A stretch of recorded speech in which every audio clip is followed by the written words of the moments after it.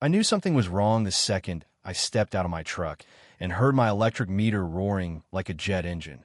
I'm not exaggerating, it sounded like the cabin was powering up for takeoff.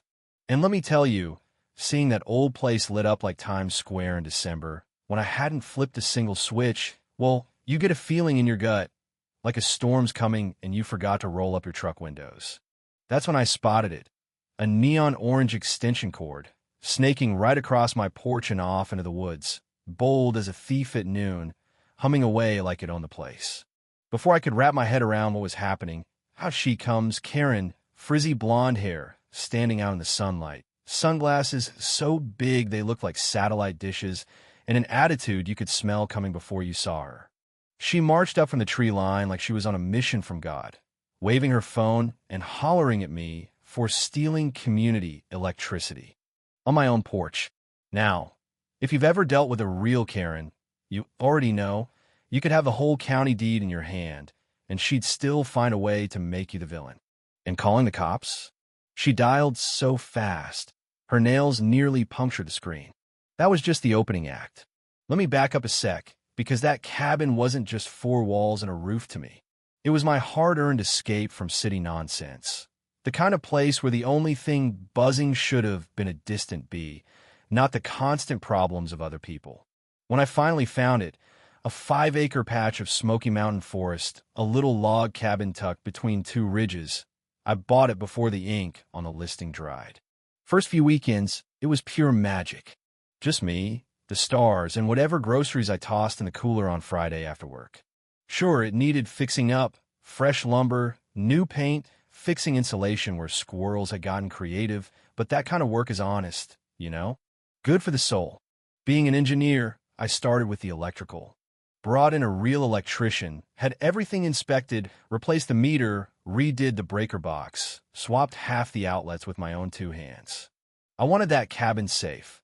Wanted to walk in any season, flip a switch, and know things would work. So when my electric bills started creeping up, I figured it was nothing. Maybe I'd left something on. Maybe the new heater ran hot. Month by month, though, the numbers grew like weeds after a good rain. I was barely there 2 days a week, and yet 1 month's bill was triple what it should have been. That's when I started wondering if something was off. Life got busy, so I pushed it to the back of my mind. But that next trip, stepping out of the truck, hearing that meter spin like it was on fast forward, all my doubts vanished. I checked everything in the cabin, fridge off, lights off, not a single thing plugged in. That's when the real hunt started. I circled the place, looking for anything weird, and sure enough, I noticed the pine needles by the porch were flattened. There were drag marks. Something heavy had moved again and again. I'm not the sort to call the cops first. I wanted proof, not just a gut feeling. So I shut down every breaker in the cabin. Pitch black, total silence inside, but the meter outside, still spinning like it was trying to win a prize. I crouched by the outlet under the porch, fresh scratches, dirt packed down. Somebody was siphoning off my power, and they'd done it more than once. So I did what any stubborn engineer would do. I set up a stakeout. The next weekend, I parked my truck a quarter mile down the road, hid myself behind a stand of spruce, and waited, coffee binoculars, nerves of steel. At first, I felt like maybe I'd gone crazy. Maybe it was just a bad meter, right? But just after dawn, a white SUV pulled up my gravel drive. Out stepped Karen. Blonde hair frizzed out like she'd licked a light socket, sunglasses, that look of righteous indignation you only see in people who've never had to face consequences. She didn't hesitate, just popped her trunk, grabbed that same orange extension cord, and plugged it right into my outlet like she was topping off her phone at a Starbucks. No shame, no guilt. She'd done this before.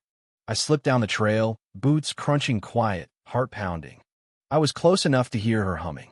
"Excuse me," I called out, and she spun around so fast I thought her hair might take flight. She had the nerve to act offended, told me I was scaring her, that I couldn't sneak up on people. I told her I owned the place, that she was stealing, and she shot back with, "I have every right.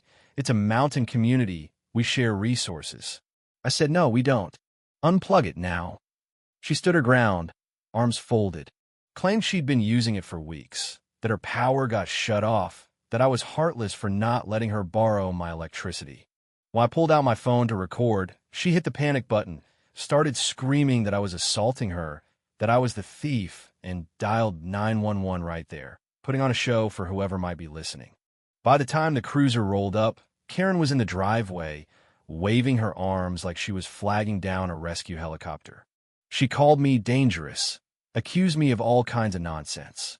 The officers, bless them, were calm. Asked for proof, asked for deeds. I handed them the folder, utility bills, meter photos, the works. Karen tried to claim she rented the place to me, but when asked for a contract, she stammered. Said it was at home, very official. Sure, Karen. Then came the fun part.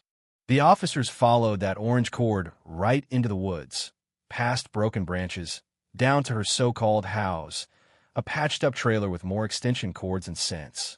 Every appliance in the place was running on my juice, space heater, TV, mini fridge, even a microwave.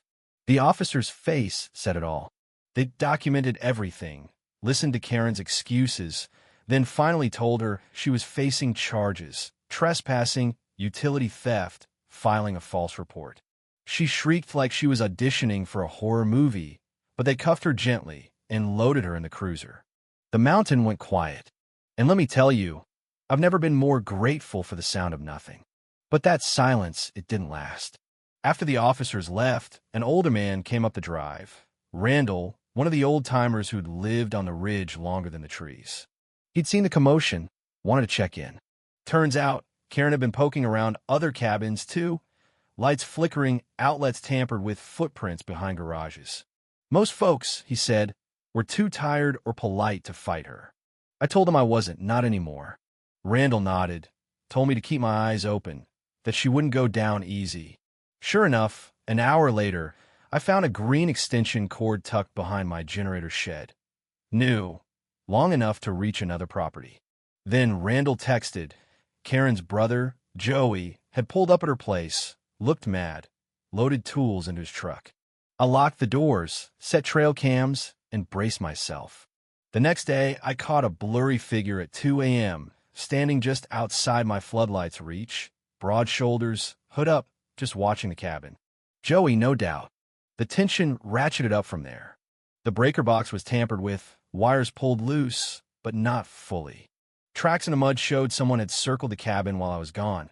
Joey's truck, I figured. And that afternoon, he finally showed up in person. Marched out of the woods, fists clenched, rain dripping off his cap. Accused me of ruining his sister's life. Demanded I drop the charges. Accused me of thinking I own the mountain. He got aggressive, so I did what any smart person would do and started recording. That set him off. He yelled, pointed, stomped, but the moment he saw I had him on video, his bravado cracked. Then Randall showed up again, cool as you please, walking stick in hand. Stared Joey down, called him out, reminded him the sheriff already had all the evidence. Joey finally spat into the dirt and stormed off, truck spinning gravel as he tore down the road. After that, it was more of the same. Karen and Joey trying to spin stories, knocking on neighbors' doors, telling anyone who'd listen that I was dangerous, that I'd attacked her, that I'd tried to electrocute her. Anna, one of the new folks up the ridge, came by, nervous but honest.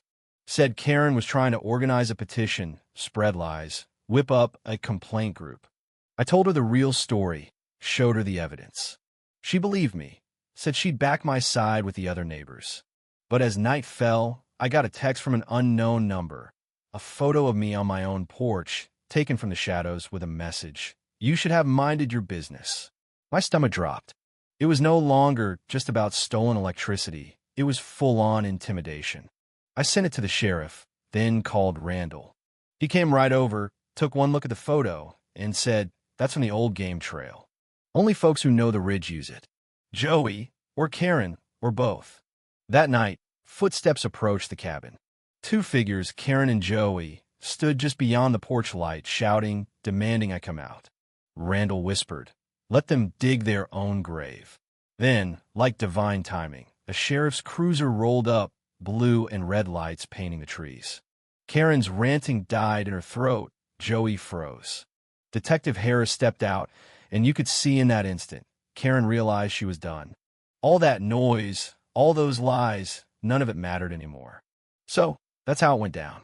My peaceful mountain escape turned battleground, all because one entitled neighbor thought she could rewrite the rules. If you've ever dealt with a nightmare like this, whether it's an HOA, a nosy neighbor, or some self-appointed enforcer, drop your story in the comments. Tell me where you're watching from, what time it is, and whether you'd have handled things the same way. And if you love seeing folks get exactly what they deserve, hit subscribe. Trust me, the mountains are full of stories, and I'm just getting started.